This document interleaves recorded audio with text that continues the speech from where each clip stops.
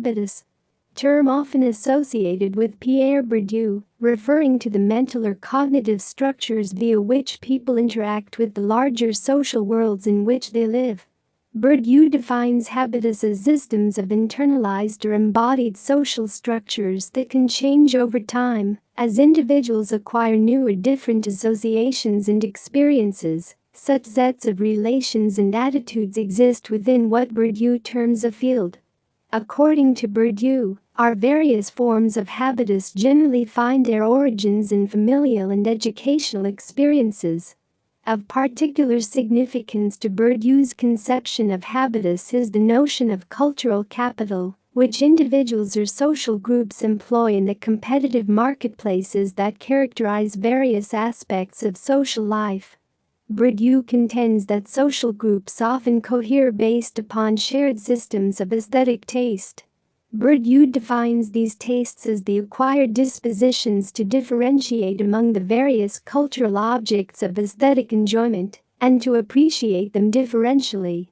In short, habitus inspire individuals or social groups to pursue or prefer some tastes while negating or discouraging others.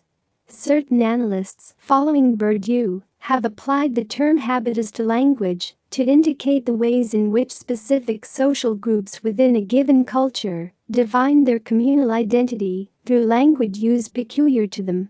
Hegemony, term associated with Italian Marxist Antonio Gramsci that refers to the cultural or intellectual domination of one school of thought, social or cultural group or ideology over another or others.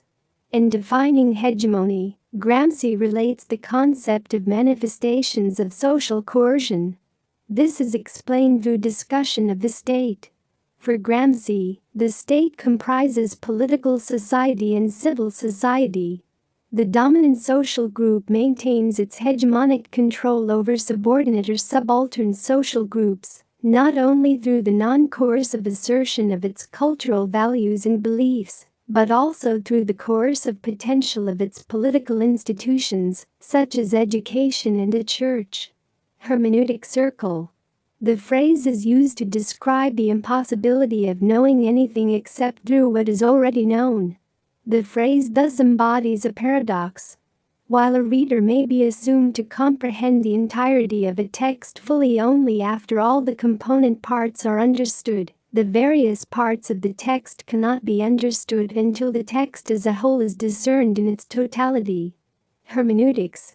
Originally a term associated with biblical exegesis and the interpretation of religious texts and especially their allegorical aspects, now more commonly employed as a defining term for a branch of interpretation developed from modern linguistics and philosophy which addresses modes of interpretation. Herstory. Partially a pun, playing on the homophone history and history, a polemical figure deployed in certain feminist critical discourses for the purpose of alerting the reader to the fact that alternative narratives and historical perspectives affirming women's point of view must be articulated. Heterogeneity. Those elements or aspects of texts or other subjects of analysis which are dissimilar and incongruous, or which cannot be incorporated by analysis into an organic whole. Heteroglossia. Term often associated with Mikhail Bakhtin that refers to the many discourses that occur within a given language on a microlinguistic scale. Raznorchi in Russian, heteroglossia literally signifies as different speechnesses. Bakhtin employed the term as a means for explaining the hybrid nature of the modern novel and its many competing utterances. Heuristic. A heuristic argument is one that depends on assumptions garnered from past experience or from trial and error. History. Historicism. History designates, broadly, the study or record of a series of chronological events. In addition to denoting a sphere of knowledge that explores past events, history refers to the events or phenomena that affect a given nation or institution. A somewhat vague term, historicism in critical discourse suggests either that human thought is historically grounded and undergoes epistemological transformations during the course of history, so that what constitutes the idea of beauty in aesthetic thought does not remain static but changes, for example, or that history is understood as a teleological process whereby transformations occur as part of a general and necessary series of developments. More generally, historicism connotes an aspect of literary criticism that studies literary works within their heterogeneous or interrelated historical contexts. In addition to exploring the social or cultural forces at work in a given literary text, historical critics attempt to account for the reception and literary significance of that work in the past and the present.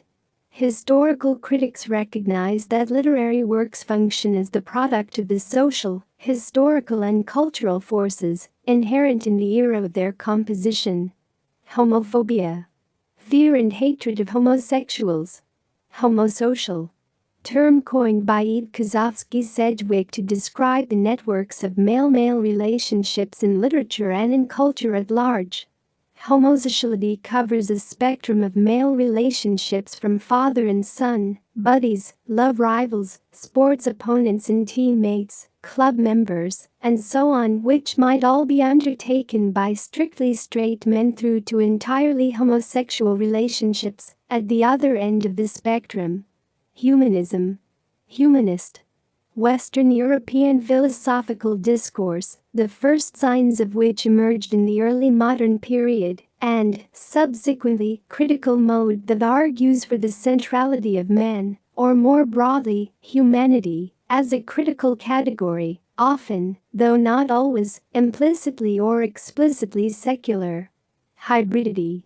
Originally naming something or someone of mixed ancestry or derived from heterogeneous sources, the term has been employed in post-colonialism, particularly in the work of Homi K. Bapa, to signify reading of identities which foregrounds the work of difference in identity, resistant to the imposition of fixed unitary identification, which is, in turn, a hierarchical location of the colonial or subaltern subject. Hyperreality.